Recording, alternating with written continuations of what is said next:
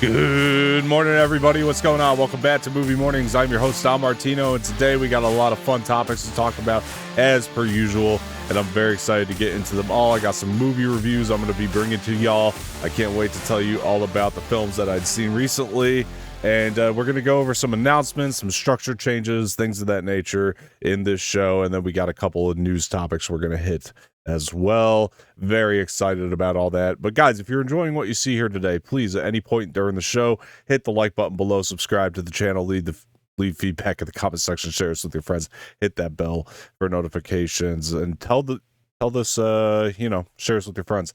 I think I said that part already, but whatever. All right, here we go. Look, so yeah, as you guys could see, it's just me today. Jose's not gone or anything. We just have not been able to get our schedules lined up. So I'm just like, you know what? If that ever happens in any given week, I'm just going to have to go ahead and do it myself. And a lot of it is my fault. A lot of it's on my schedule more so than his.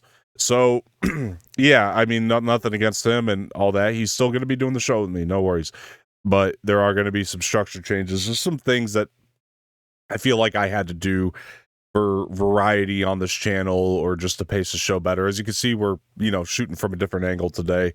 That's something I wasn't as thrilled about, but I did have to get a new monitor in here just for, the betterment of the show and just productivity and all that kind of stuff. So that's part of why we have the new angle. I'm going to try to work something out, though, maybe to where we don't have to sit with this one. But if you guys don't mind this, let me know. I didn't really want to switch it up this much, but it is what it is, and we have to bear with it for right now anyway. And yeah, so there we are. So yeah, like I said, a lot of structure changes kind of coming down the pike here, and things we're going to be doing differently. I haven't even talked to Jose about some of this yet, but that is what it is. Unfortunately, like I said, we just haven't had the chance to really sit down and talk. So he's still going to be a part of the show as usual, and not much is changing when it comes to the show, honestly. The one thing we are going to do moving forward is we are cutting the Sup with Star Wars segment that comes at the end of the show. I just think it gives us a little bit more time to talk about each story, and this is just me listening back to our shows, because we'll do the Sup with Star Wars segment, and a lot of the time it's like it's a whole other show. We'll go for like 40 to 45 minutes on that, but we are still going to talk about Star Wars stuff here. We're just going to integrate it into the main show. We do have a Star Wars story today, for example, that we're going to be talking about that I'm very excited to get into. And so, like I said, it's not that we're not going to talk about Star Wars at all on the show. It's just, it's going to be the bigger stuff only. And it's going to be when, main topics hit, which brings me to another announcement, which is a new show that's coming. You guys might have seen on our Instagram if you're following us there. I redid the whole Instagram. We just weren't posting updates on there, and we have to restructure our social media as well. We're plugging our presence there, but we're not really posting updates there. So that was a big issue as well, kind of a bigger deal. So, I'm kind of liking this angle, guys. I'm not going to lie to you, because I can just switch back and forth like this, and I turn in my chair all the time anyway. So this is probably a little bit more me friendly. But when I read a story, I'm going to be looking over here. I don't know how awkward that's going to be, but we'll see. I think you guys are going to like a lot of the new layout, a lot of the new changes. Anyway, if you guys have been looking on Instagram, you guys will see that we have a new show coming, and we made an announcement about it. Not exactly the date it's going to air, but it is a show called Starlight Shadows, and I'm very excited to be doing this. This is going to be with me and Josh Richards, actually. And you guys are going to get that once a week, which is going to be fun. That's going to be our home for Star Wars content, and I just felt like this channel needed variety. I think for me to really feel like this thing is a machine, if we're only doing one Movie Mornings episode a week, if that anymore, seems like, right? I need to be doing something else to really keep myself in the groove, and that is a personal choice. And I think Josh and I have a lot of fun when we talk Star Wars together, and it's not that I'm not going to talk about it with Jose anymore. So Jose, if you're watching, don't feel bad, buddy. We're still going to be talking about Star Wars on this show. Like I said, we got a Star Wars story today. But yeah, basically what I wanted to do today, though, is run through some movie reviews so we can get ourselves all caught up on this channel. And then next week, I know one of these movies is out already, but it opens the doors for Jose and I to talk about Inside Out 2. And I think there's something else coming out next week. that we could talk about, or really rather this weekend. So again, just wanted to open the doors for Jose and I to kind of just push through more reviews starting next week. And there's a couple movies on here I know he was really looking forward to reviewing with me. Again, Jose, if you're watching, sorry, buddy.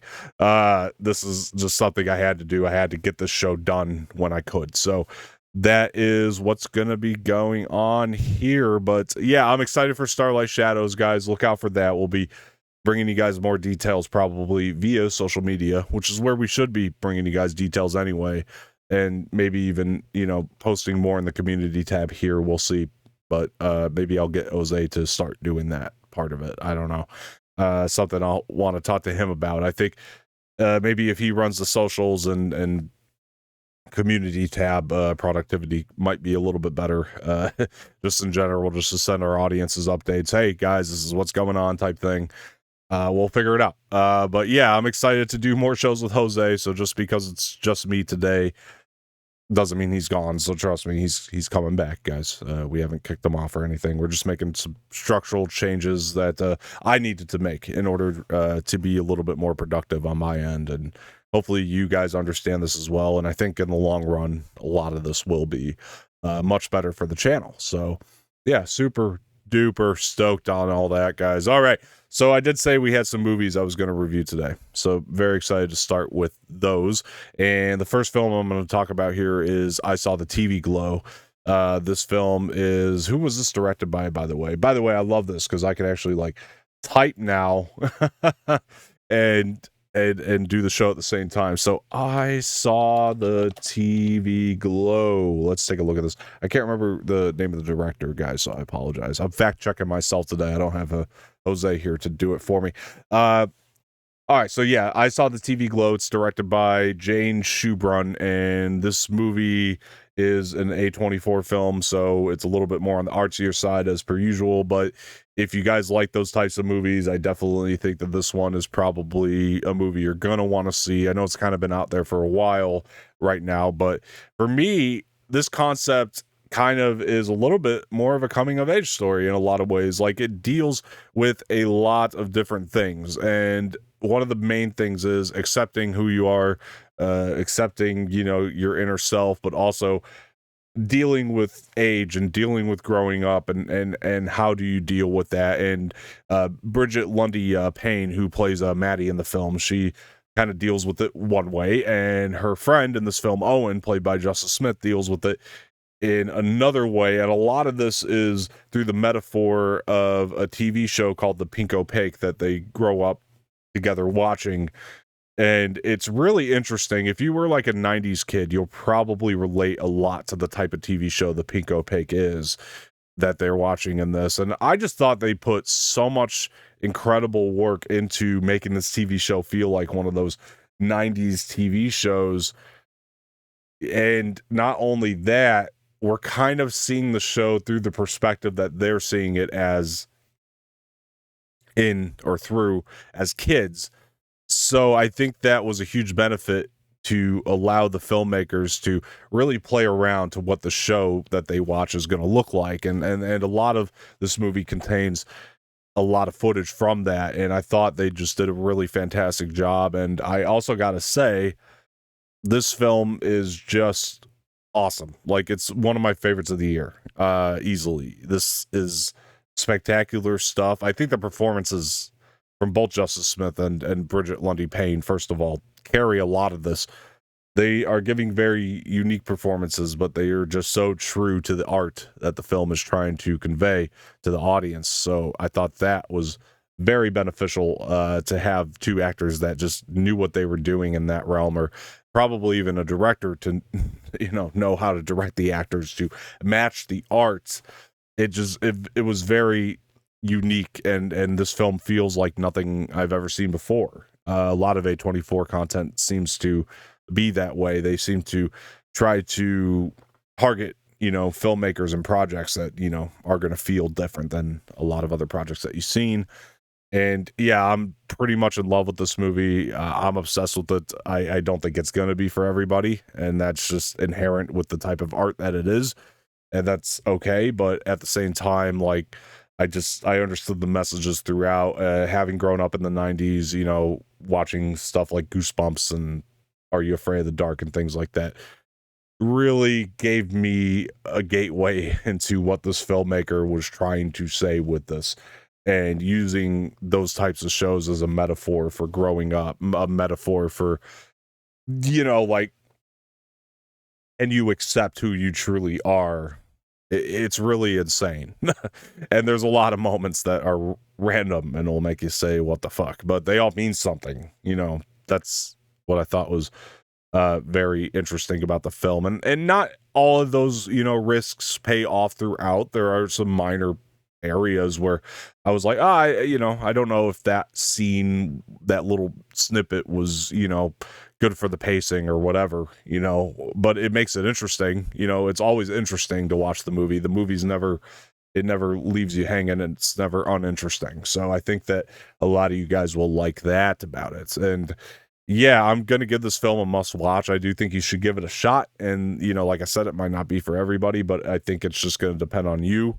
And yeah, I thought that this was just a brilliant piece of work, and one of my favorite A24s to come out. So thoroughly enjoyed this film, and great job to everybody all around. So yeah, must watch for sure. All right, so we do have a couple other things I got to see. I got to see the film Brats. This was directed by Andrew McCarthy, and it is a documentary about the Brat Pack. This one's on Disney Plus and Hulu and all that. So I do recommend that you guys check it out if you were into the Brat Pack. And what I really enjoyed about this is Andrew McCarthy's way of doing this. It's not like every other documentary is done. What he went and did is he kind of went and interviewed a lot of members from the Brat Pack, from his past, people that he grew up with, to learn their experience with it. And a lot of this film is him just trying to figure out, like, was that a good thing? Was that a good label? Because he didn't feel good about it, and he finds out a lot of other people didn't feel good about it. And there are scenes in here that are actually kind of like, it's weird because they're kind of suspenseful, because you'll be watching him interview somebody who has a completely different take than he does on it, right? And you almost feel like he's going to get upset or lash out or something of that nature as he's kind of doing that. But, you know, I'll let you guys check it out and see. I think the music behind it was really fantastic, you know, and some of the shots, you know, they're done on a phone, or, you know, he uses a bunch of different camera angles to conduct these interviews. I thought his filmmaking work was very good. It was really interesting to see Andrew McCarthy, the filmmaker, and as somebody, you know, we grew up with in the 80s, or you probably grew up with in the 80s. I wasn't born in the 80s, but I did grow up watching a lot of films that he was in.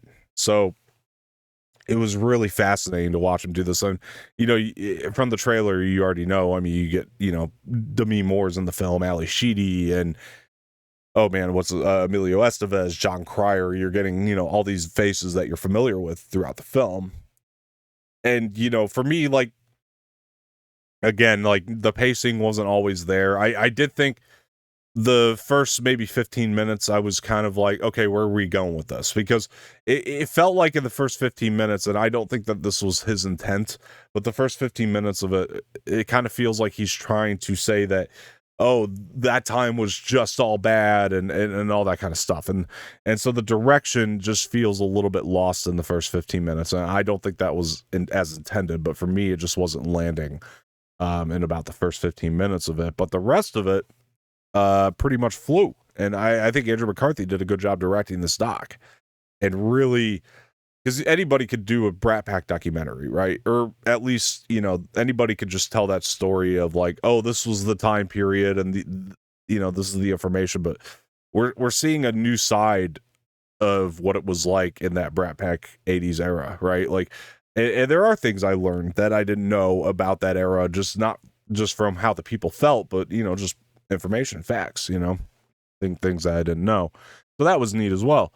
I didn't realize that, you know, these movies were big box office hits. Like, not all of them, but, like, you know, I didn't realize that it was a trend in the box office as well. It's like, you make something like The Breakfast Club today, it ain't making any money. You know what I mean? And sometimes that gets lost on you because of the era we're in today with films and things of that nature. But Andrew McCarthy, the director, I'm really into that. I'm actually excited to see what he does next. More than anything, there were some interviews I wanted him to get that he didn't. But one of the greatest things about this, honestly, is, and you'll see, is even though you're kind of left bummed because there's probably people you're gonna want to see him interview that he just doesn't get, but he's very transparent about that. He's just like, look, they said no. Like I asked and they said no. He's very transparent about that throughout the documentary, which I love. But also one of the greatest things that I really loved about this is just the ending in general. Like I feel like it's probably really tough to figure out how you're going to end your documentary. Like how are we going to put a stamp on it and end it? I think that's probably one of the hardest things that you have to do, even in fictional storytelling, right? Like it's really hard to figure out an ending, and this is one of those documentaries. It sticks the landing, I thought. Anyway, I love the way that Andrew McCarthy chose to end this, and man, he just did a great job on this. It was really cool to see Andrew McCarthy, the director, like as an actor who I admired. And you get it when you're watching this. A lot of this is focused on him too, and you get it. Like you get why he was the hot shot growing up, right? And all that kind of stuff. And then it's just, there's so many great people in this, and people that and the conversations, they're raw, I guess, is kind of what I was trying to get at by him using different camera angles, not just like nice cameras like a DSLR, like this one kind of is, but an iPhone camera he'll use and all that sort of stuff. So I just thoroughly enjoyed his direction on this, and again, it did make me excited to see what Andrew McCarthy does next, whether it's a doc or a narrative film, or something of that nature. So very, very cool movie, and I do recommend you guys check it out. I'll also give this one a must watch. Not gonna lie to you, it's really, really good. So moving forward a little bit, I gotta say, one of the movies we're really late on is Furiosa. This is directed by George Miller. It's the latest installment in the Mad Max series, franchise, whatever you want to say.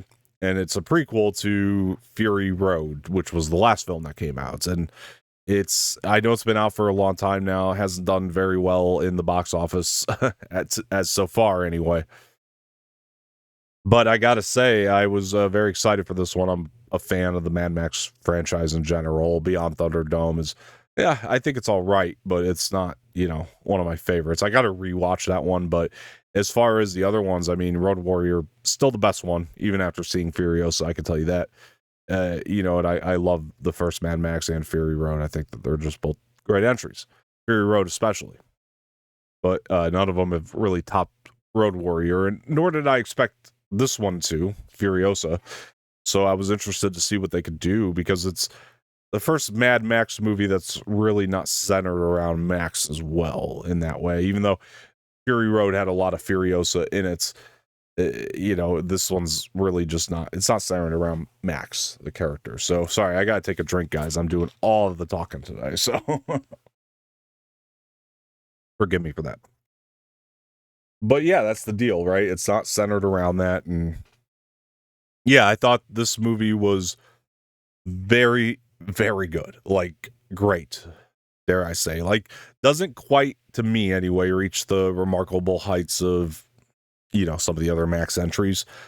I like Fury Road and Road Warrior better, but I thought that this was a really good revenge story, and there are things about it that aren't going to make sense. Like, I do feel like the Max films do get kind of wackier and wackier as they go, as far as what George Miller wants to do. But you can't deny, like, the guy is as old as he is, and he's still making films like as if he was just new to it. He's still trying things. And that's what I loved about this film. It's visually gorgeous. It's stunning to look at. And I mean, every shot, every frame is just stunning to look at. It's crazy.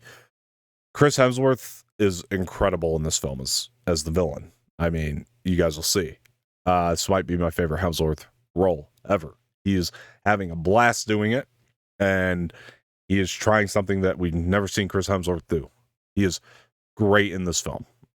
And Anya Taylor-Joy was the bigger nerve, I guess, because I was really kind of wondering how would she play Furiosa, because the last time Furiosa was on the screen, it was, Charlize Theron, who's one of the best of all time, playing her. Anya's great. I love Anya, but I was still like, can she really do it? And man, did she channel this? Like, she channeled Charlize. I'm not kidding you, to play this role.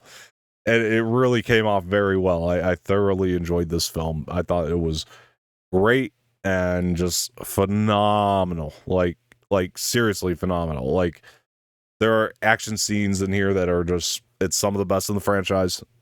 Some of the CGI, kind of weighs it down a little bit sometimes, because I would say of all the Max movies, this has the most usage of CGI. Sometimes it's very warranted, and it looks very good. Most of the time you can't notice it. There's a couple times you can, just once or twice, and it is a little jarring. But I loved watching this film. I thought it was entertaining. It was a good origin story for Furiosa, and I don't really want to say much beyond that. For those of you who haven't seen it yet, I do recommend you go check it out. And I mean, there's something about this movie, even though it's part of a franchise, still feels fresh. It still feels very original. Like, I think that's the great thing about the Max franchise is, every installment feels like something new somehow. We know what we're getting. We're gonna get cars driving and basically wars on the road, right? It's road wars, right? It's not Star Wars, it's Road Wars. That's what it is. But it's always fresh. It never feels like the same thing twice. And this follows suit. I thought again, this film is just spectacular. It's a stunning achievement in filmmaking, what George Miller did here. I can't wait to watch it again.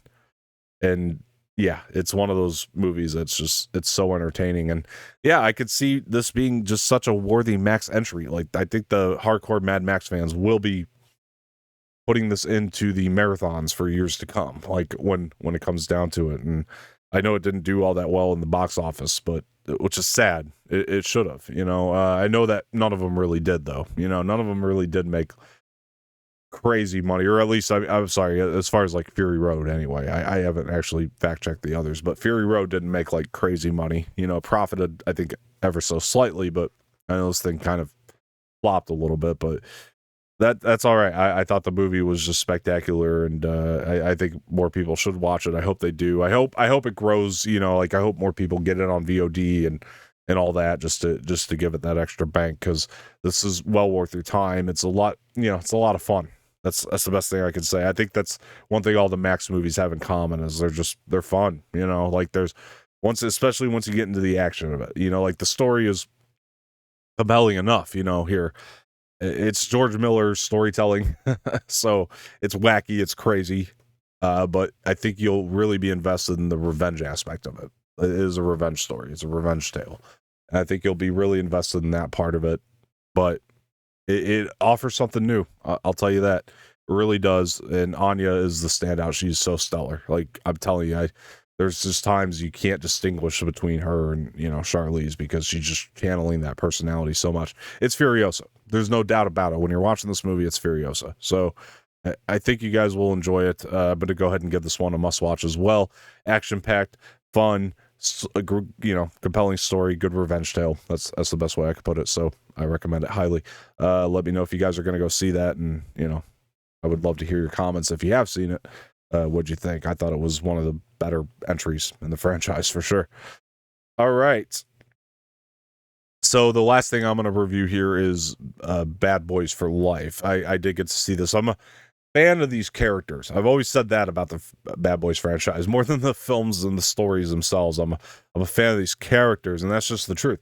If you go back and watch the first film, it doesn't have a ton to offer. Nothing really new in terms of the story or the action or anything like that. It all feels like either stuff you've seen before or worse than things you've seen before in the first Bad Boys film, right? And I think Bad Boys 2, unfortunately, I think the narrative of that movie, for me, just weighed it down, and I thought it just got even more generic, but it's like, damn it, you just gotta love watching these characters. I think what Martin Lawrence and Will Smith have done on screen as Mike and Marcus in these films has been unprecedented in terms of just, a buddy cop duo. Like, it's really great. It's really great.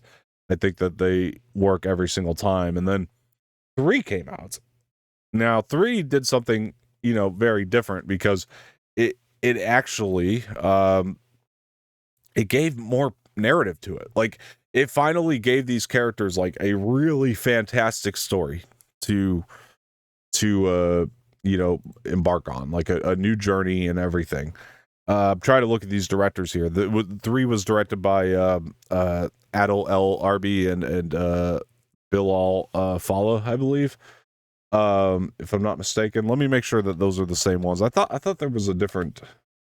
Hold on. Sorry, maybe I'm getting that. No, it is. It's Adil El Arbi and Bilal Fallah is who directed 3, and I think they really added a layer of fresh to 3. I loved Bad Boys 3, Bad Boys for Life, which was a mistake. They should have called this one Bad Boys for Life, and that one maybe just Bad Boys 3, because you could have done the Bad Boys for Life. I know. I'm saying the obvious, right? Sure, everybody on YouTube has said that same opinion, but they really did screw the pooch. I mean, come on. But yeah, loved the 3rd one. It's my favorite of the 3, and I was loving that these guys were coming back to do another one. The fact that their, Batgirl movie was apparently so bad that it got thrown away, which was unheard of by Warner Brothers, did make me a little nervous. I was like, okay, it was Bad Boys for Life a fluke. But, here we have Bad Boys Ride or Die, the 4th installment in the franchise. And I will say this. Overall, I enjoyed the movie. I thought it was very, very fun. But you really got to stick with it. I think there's a lot of things in the first half of it that you'll get great action, and then it just plummets. The great moments plummet quite a few times in the first, I'd say, half of it. But about halfway through, it's like somebody flipped the switch and was like, look, this is the movie we should be making, and then it just turns into that movie, the movie that you really came to see, and it becomes fun, and it's a blast. And yeah, I would honestly say it's my second favorite in the franchise, truly. Because it is a blast once you get, up until the second half of it. And, it's a Bad Boys movie. So a lot of it is, driven by these characters. I would say the story and narrative was as strong as the 3rd film was, but I do think it has very strong moments. It's still like, it gives maybe, I would say, the single greatest scene we see in the franchise. I don't want to give that away still, despite some of the mess it is in the first half. Like, it could still deliver some of the greatest scenes. I'll even go plural on that we've seen in the franchise easily. And it's really well filmed. I mean, the whole time, that's one thing I can honestly say is the action is very well done, even when, the pacing and is kind of uneven, and it kind of plummets in that first half. Like I said, the movie's never shot poorly. Like, these directors do have a handle behind the camera in terms of how they shoot it and all that. I do think that they are trying to do way too much, though, in this movie sometimes. And again, that drags the pace, too. Because there's a lot of characters here. And it felt like in the first half of the movie, they're trying to give everybody something to do. And it became a little complex for Bad Boys. I'm not going to lie to you. But I mean that in the sense of it's just way too much for what really could have been a simplistic action movie. But again, like midway through, almost like it flips a switch, and everything that's set up pays off by the end. You know what I mean? They did a good job paying everything off and giving narrative purpose to a lot of the stuff that you probably didn't enjoy in the first half. So that said, I do think that this film will benefit from another watch from me, knowing where it's all going to go. I think maybe my second viewing might be better, but I have to, unfortunately, review it off my first viewing and what my experience was first time around. And it is just that. First half of it, like I said, just a little uneven, and doing way too much, but it does all pay off in the third act. I can't deny it has some of the best scenes in the franchise.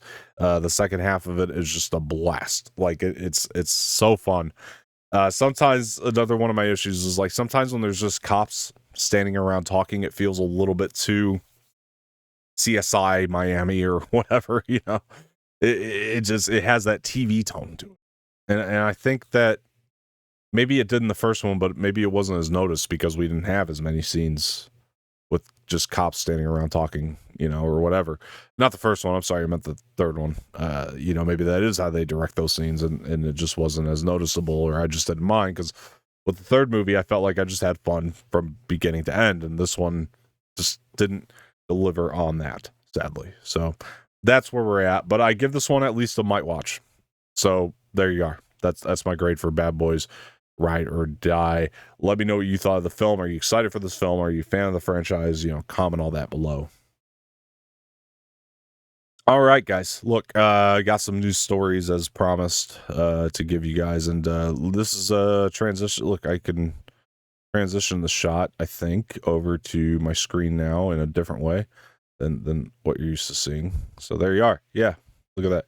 I had the Bad Boys thing up here, but we're gonna go into this story from Variety. Yep. So there we are. Go down here. There we go. How about we use that shot? There you go. That looks better.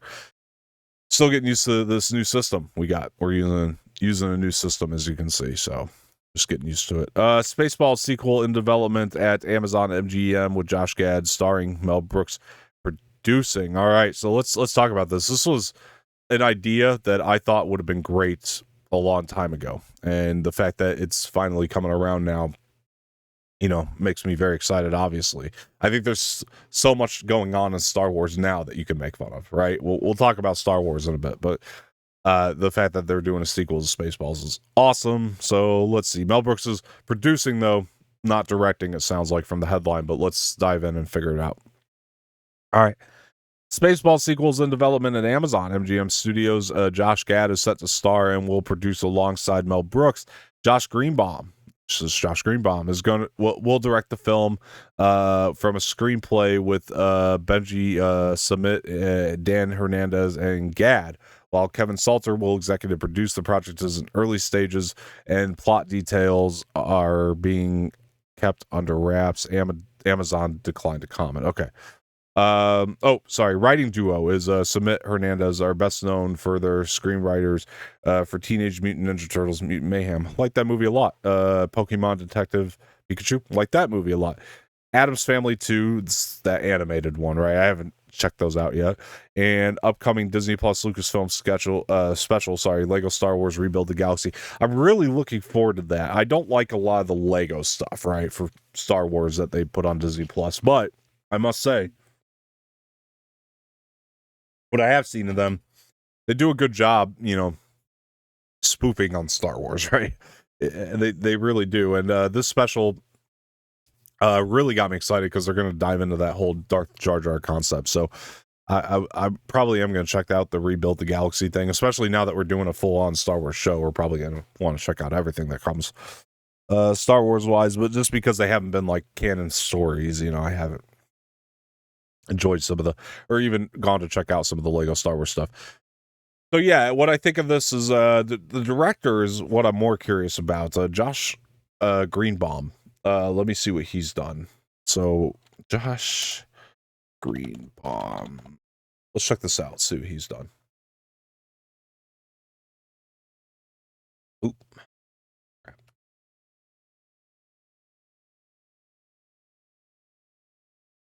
Okay, though I've heard of a couple of his things here. Let me make sure he's okay. So I'm looking at his whole filmography. All right. That was a short. All right, let's get to his movies. And figure that out. So here, I'll move the screen so you guys can see what I'm looking at here. There we go. All right. He hasn't done a lot of like actual films, which doesn't mean anything, but The Neighbors. He was a director on The Neighbors. Oh, it's a short too, isn't it? It's a show. Where's his movies? Has he done any movies? I don't know if I would feel about a first timer. I mean, it doesn't mean it's gonna be bad, but yeah, it's TV series. Oh, there we go. Barb and Star go to Vista Del Mar. There we go. I've actually heard of this movie. I don't know if it was any good or not. 6.3 for the audiences, so that doesn't bode well. Critics scores on IMDb tend to skew a little lower, so I don't know if I'd go by that. 64 Metascore though is probably good, considering, like I said, they do tend to skew lower, and that's still kind of in the green. Because they use Metacritic, which is like, well, I'll keep my comments to myself. I must say they're bad critics. I think that their standards are very high on Metacritic, like higher than most, and they don't. A lot of the times, the ones on Metacritic don't relate to a lot of everyday viewers and stuff. Although some people would say that about Rotten Tomatoes too, but Yeah, anyway, so I heard of this movie. That's I've heard the name. Strays, they did that film. Okay, he did that. Oh God, I've heard not good things about Strays, but audiences dug it. I mean, this director makes me nervous, guys, because yeah, audiences dug it, but they're giving scores of like 6.3 here. But this one, Will and Harper, is a documentary he did. I mean, maybe he's a better documentarian though. But it had Will Ferrell in it. Oh, as himself. Okay. Yeah, it looks like maybe he's. I don't know, guys. I'm not gonna judge till I see footage and all that, but it seems like this director. I like the screenwriters. Screenwriters are strong. I like that Mel's on as a producer to oversee it. We'll see. I mean, I don't know if he's just on to have his name attached, but I think that there's a lot of potential. But the directing has to be good. Like, that's to me part of what makes Spaceballs good. I mean, Mel shoots it like a Star Wars, right? Like, it looks. I'm not saying it's as good as Star Wars and visually, but like it has that. Yeah, I mean, it has that like aesthetic when I watched that. Like from when I first saw New Hope on VHS. Like, Mel was awesome with just aesthetic. Getting that down. So that's part of the feel and the vibe and what makes it good. So I don't know if I could really get in this director, but again, I haven't seen any of his movies personally. So I don't know for me personally, but I'm saying you go by the audience scores of his stuff. Hasn't been great. I mean, he's done a lot of TV, big shows, to be fair, like Fresh Off the Boat and Bless This Mess. I mean, these are all names you've heard, New Girl. There's a lot of TV shows that are good, but he's directed only, certain episodes of those shows and stuff, Anyway, I'm not trying to judge. I'm just, yeah, that has me nervous. I just hope aesthetically he can, get it down and make it look like, Star Wars, if that's what they are indeed spoofing, I'm assuming, considering these guys are doing a Lego Star Wars thing, and the screenwriters anyway, and they, tend to spoof Star Wars in those as well. So that's probably part of why they got hired to write this thing, because they probably saw that Lego Star Wars thing. It's probably hilarious. So yeah, I'm not saying the comedy and all that won't be good. I hope it's great, guys. Like, I really do. I've been thinking it really is the right time for this. Especially, again, you can make fun of a lot of things surrounding Star Wars, and that's what the original Spaceballs did, was make fun of Star Wars, right? So fingers crossed. I'm just, again, the only thing that makes me nervous here is the director. I'm not saying he won't do a good job. It's just I don't know if he'll do like as great as that first film was, you know what I mean? So, oh man, I wish Mel would just get back in and direct, personally, but I don't want to be that guy. Look, maybe I think Mel Brooks really does care about the Spaceballs, as a potential franchise, like I think he does. So I'm hoping he oversees it well enough, but yeah, the fact that he's not directing it kind of makes me nervous a little bit. So, we'll see. There's a noise coming from somewhere. I don't know. Anyway, weird sound. All right, guys, we're gonna get into this story here. Let's check this out. All right, so Screen Rant. Amanda Stenberg calls out the acolyte discourse and racism in social media. Music video. I didn't hear anything about this till I think today. So Amanda Stenberg has responded to the acolyte discourse with the new music video she shared on social media. It's been a long time since the Star Wars fandom has felt quite divided with the backlash against the acolyte that's involved everything from review bombing on Rotten Tomatoes to death threats against Wikipedia editors. Lucasfilm's Kathleen Kennedy and showrunner Leslie Headland have made an open stand against racism, sexism, which they point to as a motivation for many trolls online. The acolyte star Amanda Stenberg celebrated Juneteenth in style with a social media music video that responds to the discourse, and she, as she calls it, shared on Instagram. It included a blow-by-blow account of how some trolls found a 6-year-old interview surrounding the movie The Hate You Give and spliced it into an attack on Stenberg and the acolyte. Okay, I'm not going to watch it because I'm not going to give any idiots ammo here to come at me, but look, I have seen some pretty nasty discourse around this show. Whether you like it or not, it's out there. I'm not going to really get into that sort of thing. I do want to talk about, this kind of thing here, though, as far as like, I think just like I didn't want to react to it just now. And again, this could be a great like music video, just be fun and funny. I don't know, haven't seen it. But I think that, these types of things, sometimes it gives the other side ammo, or the side that's like hating on things. I think I'd rather like enter this point this way. Like, let me kind of back up and restart here, because I don't want any of the goal here to get lost. Like, I think a lot of things upon the release of the show are just predictable. You got a side that just you knew they were going to hate it. Like, regardless, it didn't matter if they loved it, they were going to come out and say that they hate it. There's a side of that, right? I'm not wrong about that. And then there's another side that you knew that they were going to love it no matter what. And it's this culture war that's going on online that I don't want any part of. So that's that's what that is, and it really just sucks that Star Wars has gotten caught in the middle of this, whether the show's good or not. You can't deny it's gotten stuck in the middle of this culture war that is going on online. And it's no longer about the content in a lot of ways. It really isn't. And I think it sucks. I think we should critique the content like the way it was meant to be. But yeah, the usual suspects were going to hate it, and the usual suspects were going to love it, just regardless, and there's two sides to this, right? It's the most divided critics and audiences have been on any Star Wars thing, because critics love it. Well, I wouldn't say love it. They liked it, right? Very positive. 83% of the critics liked it, and I think right now, last I checked on Rotten Tomatoes, 15% of the audience members just dislike it. So, now I will say I like the show myself. I think it's good.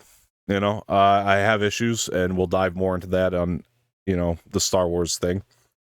And yeah, because we haven't really talked about it at all on the show. Yeah, so far I like the show. I think it's a good show, and that's all I'll say about it. I don't think it's great. I don't think it's the best Star Wars thing I've ever seen, but I think it's good. I think it's good. That's it. We can get into the nuances of all of that at another time. So yeah, guys, just wanted to touch base on that. Let me see something here. Let's take a look at this. All right. So I mean, I did want to talk about some other things as well. Obviously, we have Blade, which is kind of moving toward the shitter a little bit. The whole project is a mess. I mean, it just keeps getting delayed. They lost another director, but yeah, Yann Dimanche was the last director. That's what I was looking for, who they lost, and that's fascinating. Really quick though, before we dive into Blade, I want to give my quick thoughts, non-spoiler, on House of the Dragon, which started back up. It's one of the best shows on TV. And I was super excited for season 2, and all I'll say is they have not missed a beat. Starting back up in season 2 of this thing, it's fantastic. It's disturbing. So if you watch it, be prepared for that. But it's House of the Dragon. It feels like it's back. The writing is stellar, incredible. Yeah, one of the best shows I've seen on TV ever. So thoroughly enjoying it. I do want to hear what you guys think of House of the Dragon. The cast is fantastic as ever, and just as a one episode in season 2, I could say that this season House of the Dragon is great. Some of the strong writing there is a lot of what I wish they do in Star Wars most of the time, but yeah. Anyway, let's move into this Yann Dimanche piece, because I did want to hear this. This is coming from the rap, but yeah, I'm still getting used to this. There we go. All right, Marvel's Blade loses director Yann Dimanche exclusive. He's the second director to depart the project, as MCU veteran Eric Pearson now works on the screenplay. Yann Dimanche is no longer directing Marvel Studios' Blade. The Rap has exclusively learned the parting with French Algerian filmmaker actually happened a while ago and was entirely amicable. Dimanche, best known to date for directing on acclaimed television series Lovecraft Country and Top Boy, was the second director to depart from the project, replacing Bassam Tariq. Yeah, and they also lost, like, what, 6 writers now? Jesus. Marvel veteran writer Eric Pearson, who most recently worked on Fantastic Four, is currently working on the Blade script. Michael Starbury, Nick Pizzolatto, and Michael Green wrote previous drafts of scripts. It's a lot of freaking writers that you've gone through now, and so many directors. Look, this project, when it first was announced, I was stoked. I thought Mahershala was a great choice for the character, and then I started to think, oh man, it's Marvel, it's MCU Marvel, right? So it's going to be PG-13. So wasn't really excited about that because it's a vampire hunter. You need like lots of blood and gore to make blood and gore to make that work, and it wouldn't be as extensive as it was in the older Blade movies with Wesley Snipes and all that, which I'm a big fan of 2 of those at least. And but yeah, I was a little bit bummed about that, but the more I started thinking about it, I was like, yeah, but Mahershala is gonna give a great performance. Maybe if it does well, maybe they will do that R-rated thing. And then it got announced that it was gonna be R-rated, and it's like, well, hell yeah, I'm in. But we've waited like 5 years on this thing, guys. It's getting out of hand. Mahershala, no offense, he's in great shape and he's a great actor and he could probably pull off a lot, but he ain't getting any younger. And he's like a 2-time Academy Award winner. Is he going to want to wait around? Is the question for this. And I would say no, probably not. I heard his lawyer say this is like one of the most ridiculous and craziest things he's ever heard or seen in the movie industry, and it really is. All the delays with this thing. I mean, trust me, we've had like The Flash and Top Gun Maverick and New Mutants. Like it seems in recent years we've just heard about so many delays, and I don't know if it's just because in this culture like we pay more attention to the trades or whatever it is, but the franchises, and things like that, they've become like a lifestyle to a lot of people. So I don't know what it is that we're just hearing about so many more delays in this day and age in the film industry and things of that nature. It's crazy, right? And I think a lot of it is, it might tie into that, culture war stuff that I talked about earlier. They're trying to appease, both sides of the fan base, right? Because if you're putting this much money, and the budgets have gotten bigger, let's be honest, but if you're putting this much money into a Blade project, you want to appease both sides of the fan base. And then speaking of budgets, we had to do COVID, we had to do the strikes, and so they're trying to save money. And if these writers are making films that are, or making choices that are, going to go over budget, they got to be like, whoa, wait, we got to scale it back. That could be part of it too, especially for a Blade movie. You don't need to spend a ton on it. It's a vampire hunting movie, that's all we want to see. And we just want to see this guy be incorporated in the MCU because it's badass. Let's be honest about that. With Blade, does anybody really care about many of the nuances? I mean, there are some nuances you got to hit, but it doesn't have to be an epic, At the end of the day, make a really entertaining movie about this guy hunting vampires, and you're good. It is crazy to me, how hard it is to get this thing made, especially when you think about the simplicity of the character. I mean, I'm sorry, character himself has a lot of nuances, but the film itself, at the end of the day, I think really just needs to be introducing this iteration of the character to new audiences, and then showing what he can do. Kill a bunch of vampires, lots of blood and guts. I think we'll all be happy. Genuinely, make sure you do it right, because you have another movie franchise of Blade that you're kind of you're coming on the tail end of with Wesley Snipes. A lot of people, I don't think Mahershala's interpretation of the character is going to be the issue either. I think he's perfect for the role. I think a lot of people, when they see it, will be very happy with how he plays the character if we see it. And I don't know if he's going to wait around like another couple years. Like, let's say they even just started shooting this thing tomorrow, miraculously. And you still got 2 more years. We're waiting for this thing to come out. Is he going to want to commit to that and be Blade for, you know what I mean? Because, he it's not just a 1 movie deal. It's not a 1 picture deal. He's got to be in the MCU for a while now. So it's a whole thing. It really is, man. It really is a whole thing. All right, guys, but those are the topics today. I want to hear your comments on all those things. Thank you for bearing with me as I did the show by myself. I did have a lot of fun doing it by myself. It was interesting. Keeps me sharp, right? to make me do this. But No, man, I had a lot of fun today, and I hope you guys did as well, for what it's worth. And we will talk to you guys at some point, right? And Jose will be back.